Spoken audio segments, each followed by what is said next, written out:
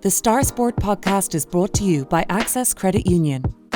Access Credit Union, funding dreams for over 50 years.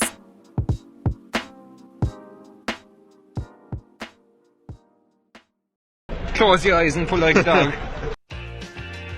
And a new Irish record for Phil Healy, 22.99.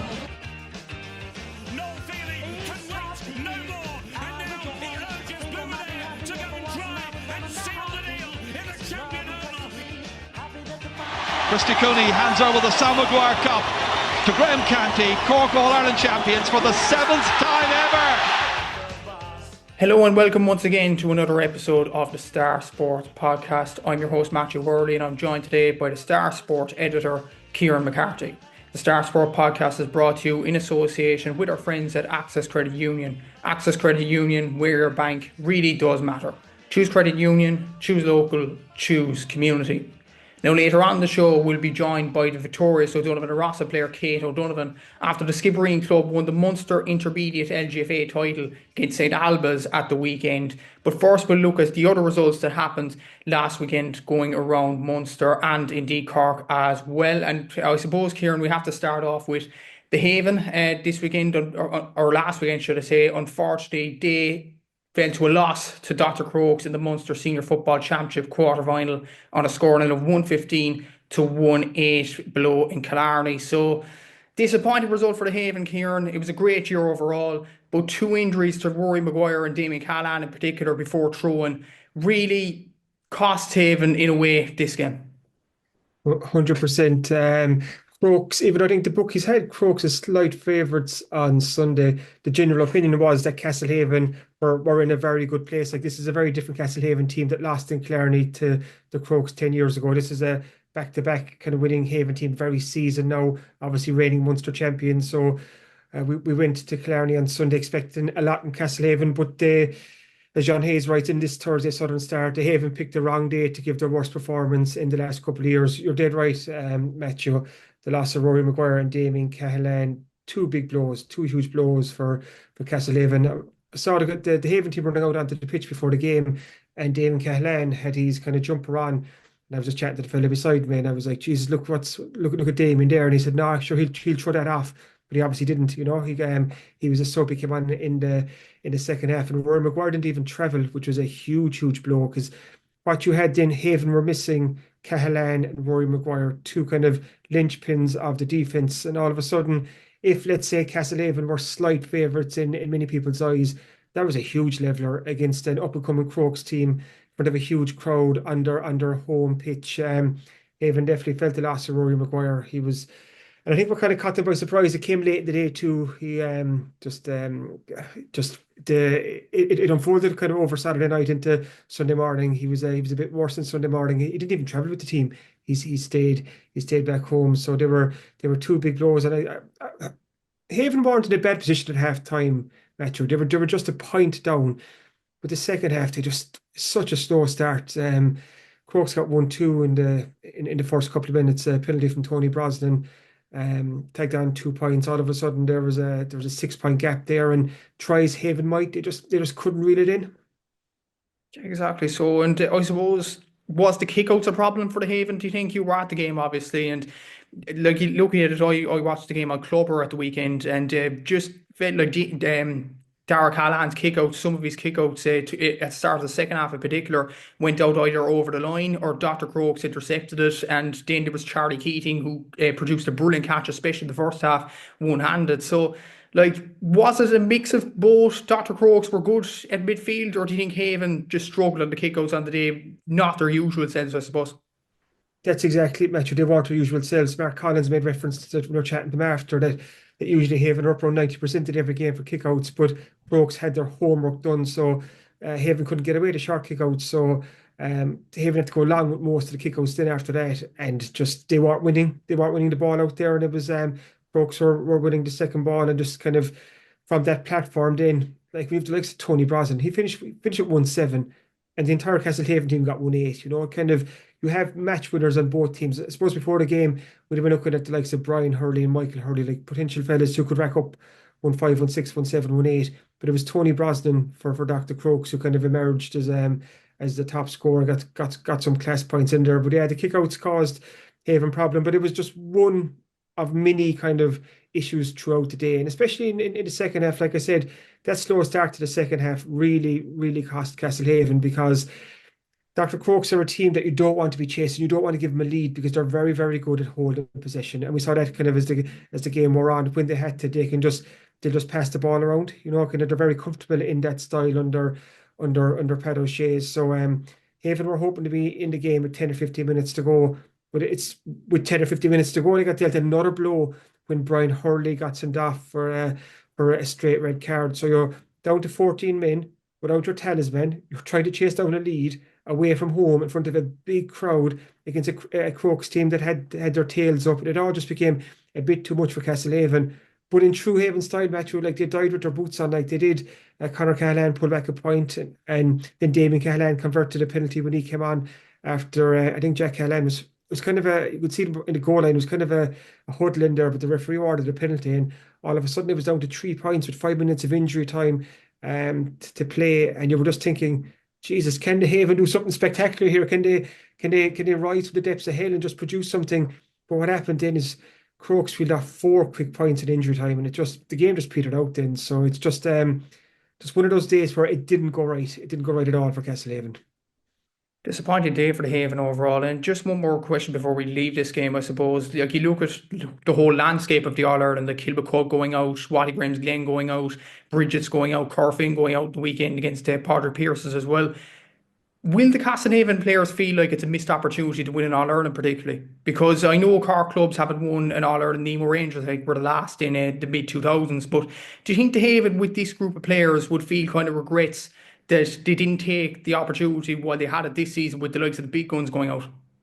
I think this one's going to sting. It's going to sting. Like, it's one thing losing a game, but it's another thing when you don't perform. And I think that's what's going to really great for Castlehaven, that they just didn't perform. In fairness, they had no qualms after, like, kind of the best team won on the day. They all said that. Like, Crokes were a better team on Sunday. They deserved to win that game, and now they advance. And all of a sudden, a Crokes team that didn't even get out of the group stage in the Kerry Championship last year are looking at possibly winning a Munster now, and they'll have their aspirations set on an All-Ireland, because, like you said, Matthew, so many big ones are gone. Like, it's really after open up this year, and for Castlehaven, like this, yeah, I'm not going to say they think it's one that got away, but they know they had a great opportunity to do something here. If you look back to last year, winning the Munster title against Dingle up at the Gaelic Crowns, and then going into the All-Ireland semi-final against St Bridget's. And again, that was a day where Haven didn't produce their best football, but they still weren't too far away in the end. And it's just, and on another big day here, away against the Kerry champions in Killarney, Haven just didn't produce the performance that they had to. So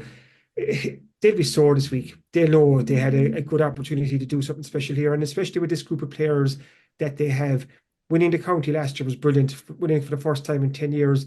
Winning Munster, I'm not saying it was a bonus, like, but it was just, they probably got them thinking, okay, we're not too far off it here, kind of, if we can just build on that again in 2024. And they did that this season, I thought, because they proved that they're the best team in Cork. They proved, like, we've had the big three for a while, the Bars, Nemo and Haven, but Haven are undisputed number one now. They're up on that perch to be knocked off. And if you think about the Haven won the county this year, probably, well, it was without a fully fit squad. Conor Cahalane missed a load of games, when he came back towards the end. Ronan Walsh was missing games. Mike Hurley missed a game or two in the middle, and he was kind of struggling with an ankle injury, so he wasn't really firing until we got towards the latter stage. Damien Cahalane had his own issues as well with injury, and we saw that again last Sunday. Rory Maguire missed a big game, so Haven did not have a full hand at all to kind of play with throughout this championship. Yet they still proved to be the best in Cork, probably to be fair to the rest, by a distance. So I think they know they're not too far away, but for the time that clock is ticking. You're looking at the likes of Mark Collins, Brian Hurley, Damien Cahalane. They're not getting any younger, so maybe it's going to be one huge effort next year. One huge effort, because they know if they can click and they can get it together, there's a really good squad there. They have good strength and depth. They have good young fellas after coming through on the panel, so they're not too far away from being a contender for the bigger prizes, but they do need to perform on the big days, kind of, whether it's a Munster quarter-final in Killarney or an All-Ireland semi-final against St Bridget. They really do need to kind of, their big game players to step up in those games, because if they do, they'll be thereabouts.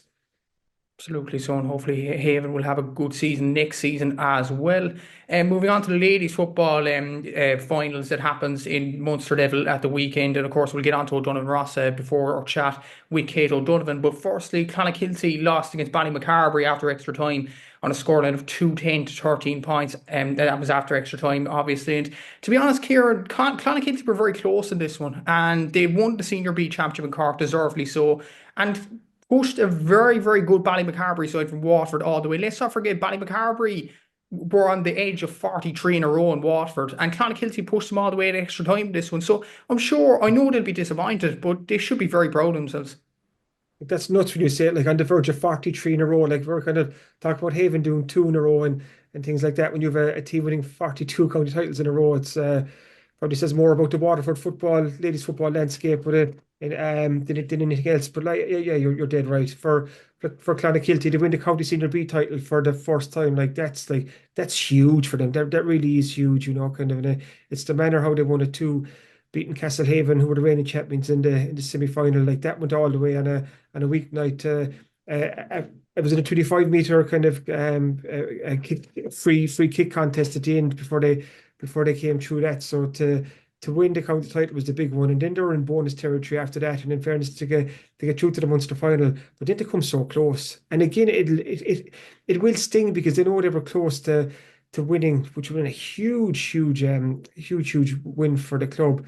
But Martina O'Brien was saying afterwards, like, kind of, this is a young team. There's some very young players in this team. You have the likes of Martina and Ashton Hutchins and Sinead O'Donovan, some of the, I suppose, the kind of the more experienced players in the panel, but they have a lot of young players too. Like you're thinking of the likes of Katie O'Driscoll McCork, Millie Condon, who's on the Cork Camogie team. There's a lot of other young players in there too. So if they learn from this, which they should, and this should stand to them, all of a sudden, like they know they're Cork Senior B champions.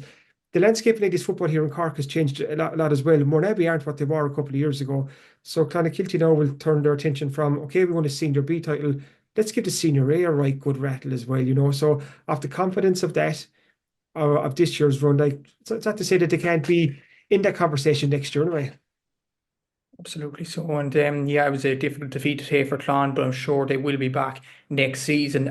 Moving on to the county Junior A championships as well, Kilmacabey got a win over Douglas's second team in Clonakilty on a scoring of 14 points to 1-5. So Kilmacabey will play Inniscarra in the semi-final of the county Junior A championship, and Mahoonas as well lost their Junior A hurling quarter-final against Ballinora 2-18 to 12 points in Ovens.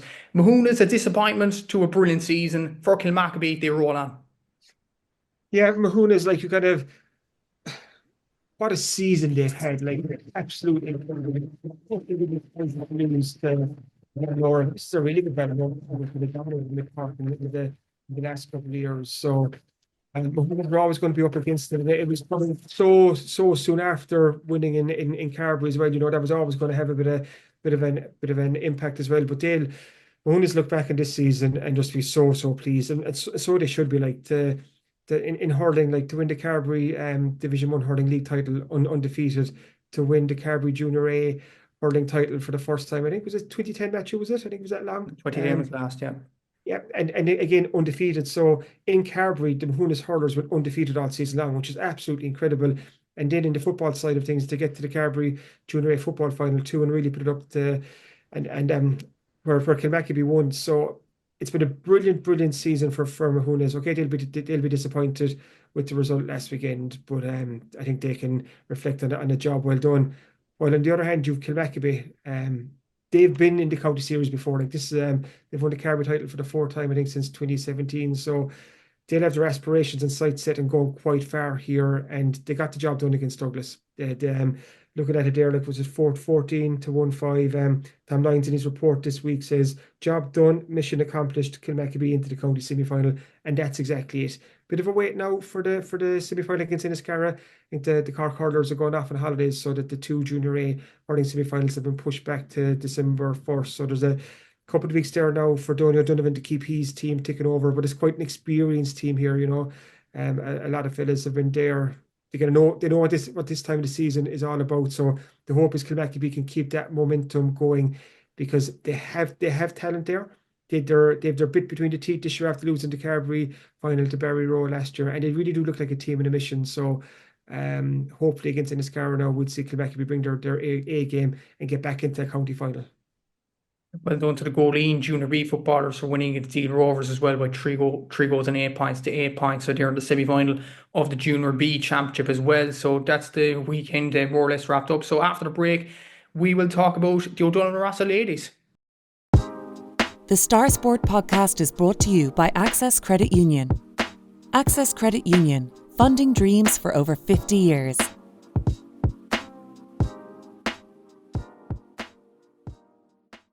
So welcome back to the podcast, and in a while we'll be chatting to Kate O'Donovan about O'Donovan Ross's win over St Ailbes at the weekend. But I suppose, Kieran, we better talk about it ourselves first. 5th championship title in 5 attempts when you look at it down through the years. So they've won a junior in Cork, a junior in Munster, a junior in the All-Ireland Series, an intermediate in Cork, and now an intermediate in Munster.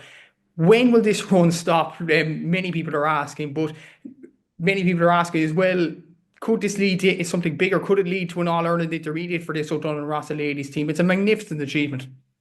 Yeah, you wouldn't put anything beyond this group of players right now, would you, Matthew?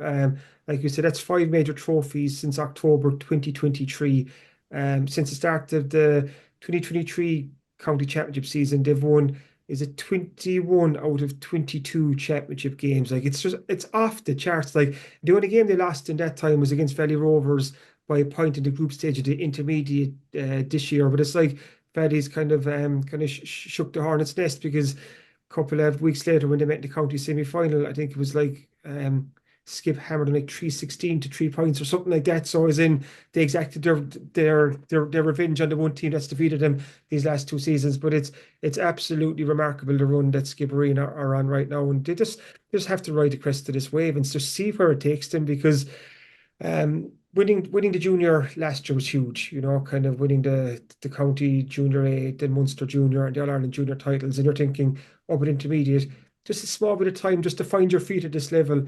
I was talking to Fionnuala O'Driscoll this week for a piece for Thursday Star, and she was telling me that James O'Donovan, their manager, set them the target at the start of the year, go out and win the county intermediate title. So they didn't take time to acclimatise, Matthew. They just went straight forward. Like, the momentum in that group is huge right now, and they just can't stop winning games. So to win the Cork County title was huge, like against a very good Naval Bourne team who got to the county final 2 last year, and then to go on and win Munster against a good St Ailbes team who were a senior team in Limerick. And we got to remember too that in these winning runs that O'Donnell and Ross have also beaten a couple of Kerry clubs too. You know, they beat Scartaglen in the intermediate semi-final this year. If you go back to last year, they beat Clonakilty and Maguire in I think it was the Munster final as well. So they're winning games against good opposition, and it's just an incredible run. So now they've 5 trophies in the cabinet in the last, October 23, 13 months alone. And the thing is, they're not finished yet. They aren't, and they'll be absolutely delighted this week, I'm sure. And we're now going to speak to Kate O'Donovan. I'm sure she's delighted about the victory. Let's hear from her now. So delighted to be joined by Kate O'Donovan, part of the victorious O'Donovan Rossa Munster Intermediate LGFA winning team. They beat St Ailbes at the weekend 10 points to 7. I suppose, Kate, has it sunk in yet? I think it'll probably take a while, to be honest. But I mean, definitely, seeing all the crowd and everything up in the stand, I think that's when it kind of really hit home that's what we had done. So I suppose slowly but surely it's sinking in. Yeah, no, it's brilliant. What were the emotions like at the final whistle? Like, I heard some of the players' interviews and they were just like, I couldn't believe it. What was your own emotions afterwards? I suppose definitely relief, first of all. Absolutely relief. And I think, it was quite emotional. Like, when we were walking out, I think that's kind of the first time we realised the extent of the volume of people there as well. Like, the whole stand was just covered in red and white. So it was absolutely amazing then to see the amount of support we had. So it was very emotional, but it was absolutely brilliant just to get the win. The flags around the streets of Skibbereen, every time you go into the town now it's red and white. Like, what does it mean to you as players to have that support behind you from the town? Oh, it's fantastic. And like you say, green has been painted in red and white, and it's just absolutely brilliant to see. And, I think especially for women's football as well, it's so nice to see the support getting behind us. And like, I suppose we've had such a loyal set of supporters even since we started off playing. And to see that grow and grow and grow, it was just like ourselves as we've developed as a squad. It's just absolutely fantastic. And I suppose that's what really gets you over the line. I mean, like when you think you've nothing left to give and you can hear that Ross's chant then in the crowd, it says, okay, right, I have to give a little bit more now. And it does really get you over the line. The game itself against St Ailbes, you were 5 points to 3 down at half time. Suppose the obvious question, what did James O'Donovan say to you in the dressing room at half time? I suppose I think our experience definitely helped us in that way. I mean, we'd been in those situations before. I think even in our own Munster final last year, I think we were in a similar enough boat as well. So I suppose in the change room, to be honest, we actually were quite calm and composed. I think that ourselves as players, we knew that we had a little bit extra more to give. Things like basic hand passing and things. There was some that were going astray. So I think that kind of gave us reassurance that, right, if we can get those right, that we can push on. But I think the main thing really, I suppose, that was said to us by management was that, in these kind of games, it's going to come down to the last 10, 15 minutes. So I suppose the kind of tactical input they had for us was just to stay in the game until that kind of 10, 15 minutes, and then just absolutely give it everything then for the last quarter. And I suppose that's what we did. And I think our fitness obviously really stood to us, but I suppose obviously it comes from a mental standpoint as well. You have to show really good character and strength and determination to be able to push over the line. So yeah, that's kind of what the last 10, 15 minutes did for us. And to beat St Ailbes is one thing, but to beat them while outscoring them 7 points to 2 in the second half is just an outstanding performance. Did you think in your wildest dreams that you could produce a second half performance like that in a Munster final? I think, to be honest, I think we did know that we were able to step it up. I think when we came in after the first half, I think maybe we was a bit nerves or something at the start, but I do think that we all knew that we had more to give. So to be honest, I think like when it started to kind of come right for us, I don't think it was a major shock to any of us because we knew that we had that extra bit more to give. And we knew we needed to put in a dog fight, and we knew it was going to be difficult. But I had 100% confidence in the girls, and I suppose we were able to back ourselves with that and drive on then. I guess the camaraderie of the group has come on fourfold in the last 2 seasons, obviously winning 5 championships back to back to back. Like, it's just outstanding. And I suppose, like, the team itself has gelled really well. Do you find that amongst you, do you think? Oh, absolutely, yeah. I mean, like, obviously on the pitch we're a bunch of players, but like in reality, we're all just a really good bunch of friends. So it's absolutely brilliant, and we all support each other. We're a very positive team, if something doesn't go right, there's never any negative comments or anything. It's always just next one, head up, we'll keep going. So yeah, we are a really tight-knit bunch of players. So I wouldn't want anyone else by my side, to be honest. They're a great bunch of girls. Speaking about the teammates, one of your teammates, Vanuna O'Driscoll, you're living with her at the moment. So, like, yeah. what's it like to live with her? Is it all talk about football, or was it at home? To be fair, it takes up a good bit. It takes up a good bit. All right, we'd be having the breakfast in the morning, and it is constantly a conversation in the house. All right, and even our other housemates, like, they're huge supporters of us as well. So the football will be featured a lot in the conversations. But it is brilliant. I mean, I suppose we're able to bounce ideas off each other, and get the feedback from training and stuff, and then go to training together. So yeah, no, it's just brilliant. It really gets us all together. When you won the junior county title last season in 2023, did you honestly believe that you could go as far as an All-Ireland semi-final intermediate and win the Munster intermediate at that point?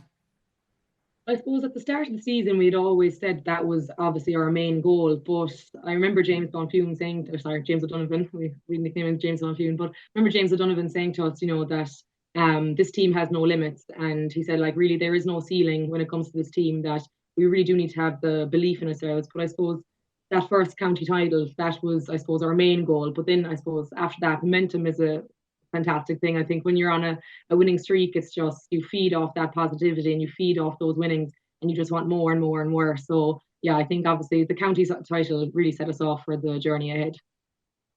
What does the constant winning of games come down to? Like, your record over the last year or so, only 1 loss in championship, 5 trophies as well.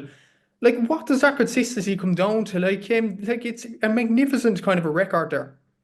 Yeah, it is. In fairness, I mean, I think even that hasn't, when you're saying it now, like, it's even hard to believe it as you're saying it. But I think it's really about getting the basics right. I mean, like the skills, the training, the fitness. I suppose really, as from a mental standpoint, I suppose it's really just having the belief in yourself that you can go out and keep going. And like I said before, I suppose when you win a match, it really just sets you off on a winning streak. And I think that is really, really good. And you just have to keep going with that.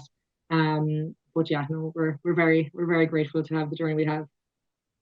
And we talked about the camaraderie amongst the panel and the quality players that you have. Like the quality players coming off the bench was a major thing to come out of the St Ailbes game as well. Like the whole panel are really contributed to this extraordinary achievement in many ways by O'Donnell and Rossa. Absolutely, yeah. I mean, the panel was absolutely fantastic. I mean, Aoife Driscoll came on, got a point. Sinead Farrell came on, got a point. Like the impact the panel has, it is really 1 to 30. And I think obviously that comes down like you need a strong panel all the way 1 to 30 to be able to go through those games, because even injuries and everything, like you never know when you need that major impact sub, and we had fantastic impact subs in the game that really delivered for us. And the man that knits it all together in many ways over the last 2 seasons, James O'Donovan, what's he like as a manager? Like he's a magnificent coach on the outside, but what is he like to be under? He's absolutely brilliant, honestly. I wouldn't even have words to describe him. I suppose he's just so meticulous, and he puts everything right down to perfection, and everything really, we don't have to think about anything. He has it all thought out for us. He's 10 steps ahead, really. I mean, like we'll be joking that we're playing checkers, but he's playing chess. Like he's really a man of huge wisdom when it comes to football. And like he's such tactical input as well. So like, we really trust him. Anything he says, we put it in place, and it always ends up being delivered in a good result. So we made their major trust and faith in James.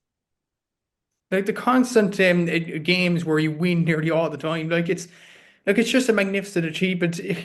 Has any of the panel actually suffered 2 losses? I know they've suffered one in the last 2 years, but has any of the panel most of them, but have any player in particular have only lost 1 game in their entire career? I know it is crazy when you put it into words like that. On the top of my head now, I can't think of anyone in particular, but yeah, I suppose just as a team, we're incredibly lucky, and I know hard work really does pay off, and I suppose that determination and everything, I suppose, is what gets us those winning streaks in.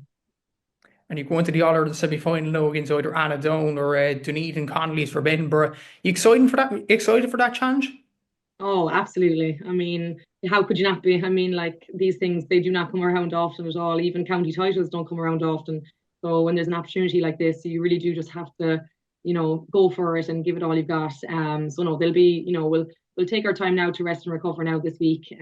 Obviously we've just played 2 really difficult games in the last 2 weekends. So physically and mentally, we do need to kind of actively recover now. But after this week now, we'll get going again, and we'll start, I suppose, prepping for those games. Is another chapter to be written about an All-Ireland win for O'Donnell and Rossa, do you think, in the next few weeks? Or am I getting ahead of myself there? Yeah, I suppose obviously that's, of course, the dream. But I suppose like we've always had the mentality, like you have to go game by game. There's no point thinking down, I suppose, 2 sets down the line. We do really take it game by game. And I suppose James has really instilled that in from us from the get-go, that it very much is take by a game. You play the same structures, play the same strategies and techniques, and then that will get us over the line. But I suppose obviously it's hard not to think about it. So obviously in the back of the mind it would be there. But for now we'll just rest and recover this week, get going again with training, and then give the semi-final our best shot. Hopefully the run does keep on going. Yeah, Kate, congratulations from everybody at the Southern Star to the O'Donnell and Rossa ladies football team, and thanks for coming onto the podcast today. Much appreciated. No problem. Thank you very much. The Star Sport podcast is brought to you by Access Credit Union. Access Credit Union, funding dreams for over 50 years.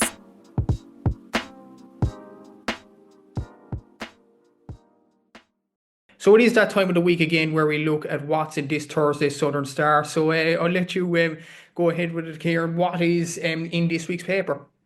It is absolutely packed. I'm just trying to bring it up here now in front of me to give our listeners a taste of what there is. So yeah, so we have 3 pages, or 4 pages, sorry, on the O'Donnell and Rossa team that won the Munster Intermediate title. So we talked, like I said earlier, to Fionnuala O'Driscoll, get a lot of reaction from the players and so on. So huge, probably a must-buy Southern Star for anyone who follows this incredible Skibbereen team. We also have reports of action from the Clonakilty Munster Senior B final lost, Castlehaven's lost to Dr Crokes. Also, the Kilbrittain hurlers won the Carby Junior B hurling final against Ballymacarbry last weekend. So we have a report and reaction on that as Kilbrittain go up to Junior A. Did a lot of Junior A, Junior B county games. So reports from Bowling to win against Steel Rovers. Adrigo lost in the county Junior B. And Kilbackie won in the Junior A. Like we said earlier, the Mahoonas hurlers bounced out. Clonakilty Community College came so close to Froome Cup glory last week, but just came up short. We have a match report on that. Also, good news for abandoned teenager Niamh Cotter this week. She's been called up to the Republic of Ireland women's under-19 squad for the European qualifiers at the end of the month. So congrats to Niamh on that. She's one of the rising stars of West Cork sport. I also caught up with Fiona Everard from Inniskeen. She's the Bandon AC athlete who won the national senior cross-country title last year, and she's defending her crown in Enniskillen this weekend coming up. And we also have news of a exhibition fight night in Skibbereen on Saturday week. It's been put together by Ian Kingston and West Cork Kickboxing Club. It's all in aid of the Make-A-Wish Foundation, and it's going to be a super night. We've details in this Thursday Southern Star, but there's going to be world champions in action there. It's brilliant.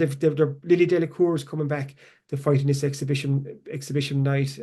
Tony Stevenson will be in action. He's a two-time world champion. Evan Collins, who won a world title this year, will also be in action. So that's a really good event to support in Skibbereen on Saturday week. And like I said, there's details in Thursday Star on that.